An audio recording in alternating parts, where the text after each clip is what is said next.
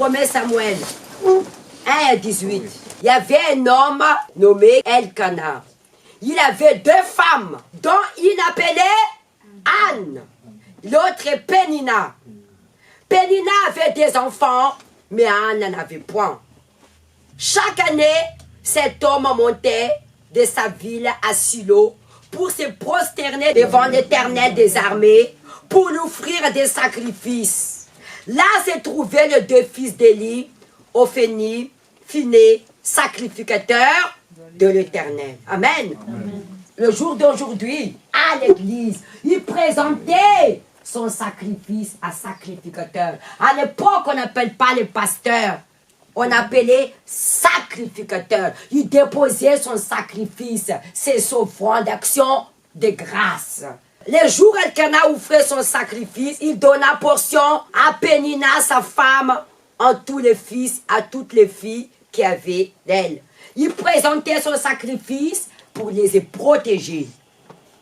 Le rôle de l'homme, c'est de protéger sa famille.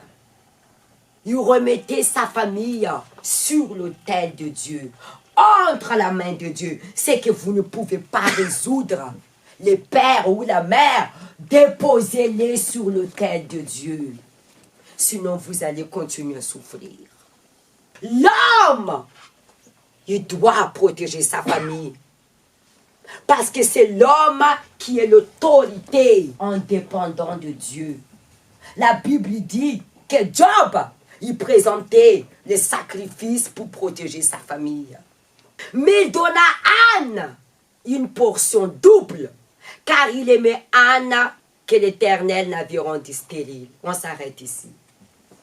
Il donnait double à Anne, parce que Elkana, il aimait plus Anne que Pénina. Et Dieu a rendu Anne stérile. Il a donné double portion. Sa rivale lui prodiguait les mortifications pour la porter irritée de ce que l'Éternel avait rendu stérile. Et toutes les années, il était ainsi. Chaque fois que Anne montait à la maison de l'Éternel, Pénina la mortifiait de la même manière. Point. Pourquoi chaque fois qu'elle va aller à la maison de Dieu, présenter son sacrifice, sa requête pour plaigner sa cause, Pénina lui mortifiait, c'est la humilier en disant tu n'as pas d'enfant, tu es stérile, moi j'enfante beaucoup.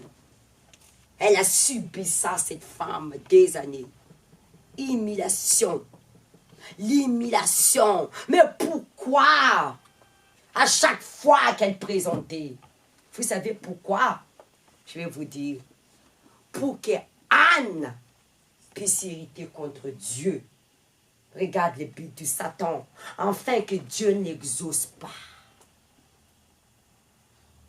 Cette Pénina est spirituelle. Il parle dans votre tête. Il vous bombarde.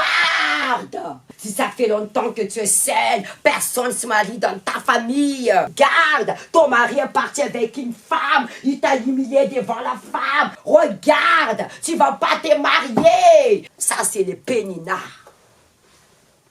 Les moments que vous décidez d'aller dans la maison de Dieu, Satan se manifeste pour vous décourager. Pour vous mettre en doute que c'est une perte de temps de les prier. Dieu ne veut pas t'exaucer. Ou vous allez venir et de se révolter contre Dieu.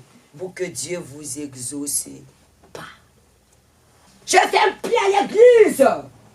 Où est ta promesse? C'est une perte de temps. Je quitte ta présence. Je vais aller dans le monde. Ça, c'est blasphémer Dieu.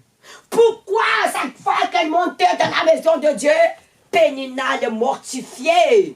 Amen. Amen. Amen. Amen. Dieu, cette Pénina qui parle dans votre tête aujourd'hui, je vais se parler avec toi. C'est pas Pénina physique, mais Pénina qui vous bombarde dans la tête. La bénédiction, il faut se faire à violence. Quand vous décidez d'avancer dans votre vie, Satan se manifeste pour te faire arrêter. Toutes les années que tu es ici, chaque fois, Anne montait à la maison d'Éternel, Pénina les mortifiait de la même manière. Alors elle pleurait, elle ne mangeait Point. Parfois, vous êtes dans les sacrifices pour que Dieu vous accorde la bénédiction. Et Satan vous excite pour que tu irrites contre Dieu. Pour que Dieu vous n'exauce pas. Elkana, son mari, lui dit, pourquoi pleures-tu et ne manges-tu pas? Pourquoi ton cœur est-il attristé? Est-ce que je ne vaux pas pour toi mieux que 10 enfants? Anne s'éleva après qu'on l'ait eu mangé et bu à Silo. Les sacrificateurs Élie étaient assis sur une siège. Les sacrificateurs, aujourd'hui c'est les pasteurs, près des poteaux des temples de l'Éternel. Elle s'éleva, elle était rendue dans la maison de Dieu. Elle n'a même pas écouté ce que son mari disait. C'est elle qu'elle souffre. Elle était humiliée par son rival, la mortifiait tous les jours. Tous les jours. À force de la humilier, elle avait quoi dans son cœur? L'amertume des l'âme. L'amertume de l'âme. Depuis des années, elle a encaissé. C'est pas son mari qui est humilié, c'est elle.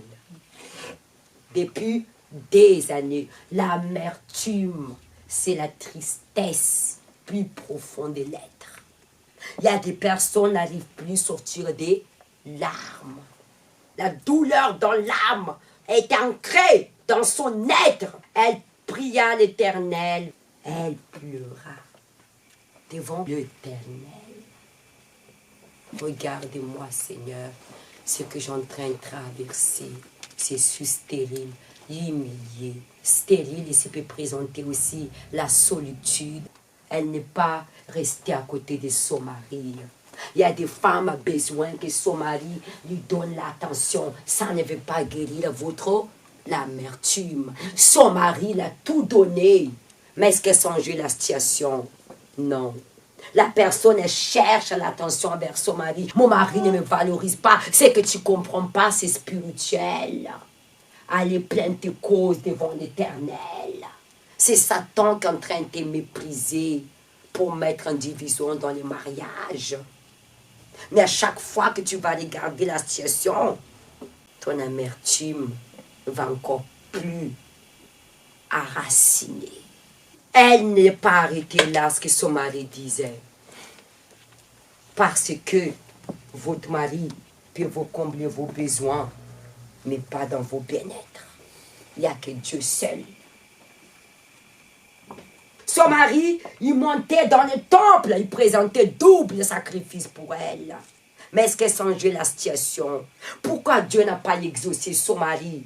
C'est intéressant ça. Mais présenter double sacrifice par rapport aux autres. Si son mari, il présentait un mouton pour sa femme, pour Pénina, elle présentait 2. Pourquoi la situation n'a pas changé? Pourquoi? Pourquoi la situation n'a pas changé?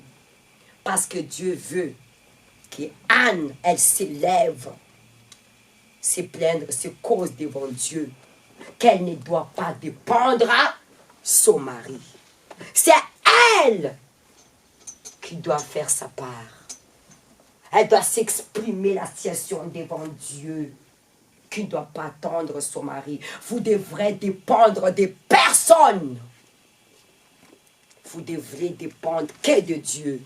Parce que la situation que nous vivons, c'est spirituel. Il n'y a que Dieu seulement qui peut apporter la solution. C'est pourquoi Dieu n'exauce pas. Des années, elle dépendait de son mari. Mais si elle a pris une décision depuis, sa situation a changé depuis longtemps. Parfois, la personne, Dieu montre déjà le problème, elle néglige. Non, ça va aller, ça va aller. Elle attend que ça aggrave. C'est là qu'elle va courir. Attention. Elle fut un vœu. Dieu attendait que c'est Anne doit faire une alliance avec Dieu. C'est pas Elkana. Elle doit s'abandonner totalement entre la main de Dieu.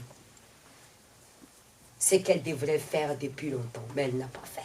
C'est Dieu qui a permis, c'est sa rivale, elle l'a humiliée pour la mettre à en révolte de la situation. Tout ce que Dieu fait est bon. Si Dieu ne permet pas que Satan nous humilie, on ne se réveille pas sans jouer la situation. Elle fit un vœu en disant, l'Éternel des armées, si tu daignais regarder l'affliction de ta servante, si tu te souviens de moi, n'oublie point ta servante.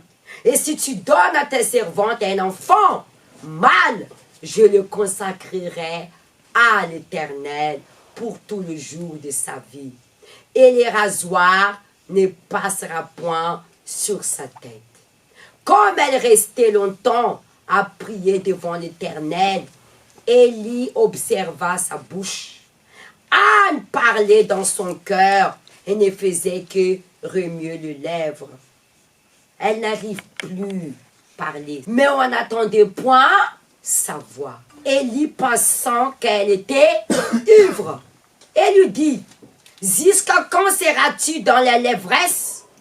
Fais passer ton vent. » Anne a répondu, « Non, mon Seigneur, je suis une femme qui souffre à son cœur, et je n'ai bu ni vin, ni boisson enivrante, mais je répondais mon âme devant l'Éternel. Ne prends pas ta servante pour une femme pervertie, car c'est l'excès de ma douleur et de mon chagrin qui m'a fait parler jusqu'à présent. » Et reprit la parole et dit, « Va en paix, et que le Dieu d'Israël t'exauce ta prière et que tu lui as adressé. » Elle dit que ta servante trouve grâce aux yeux. Et cette femme, s'en allant, elle mangea et son visage ne fait plus le même. Levez-vous.